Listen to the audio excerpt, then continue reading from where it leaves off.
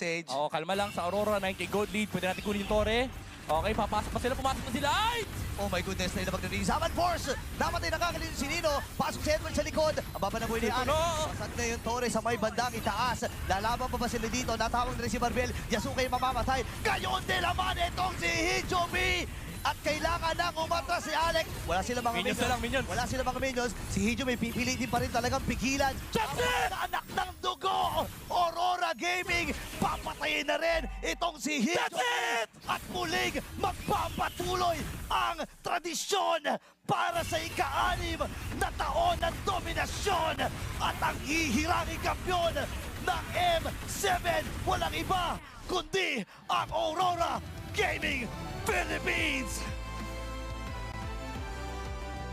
The Northern Lights sweeps El Familia to continue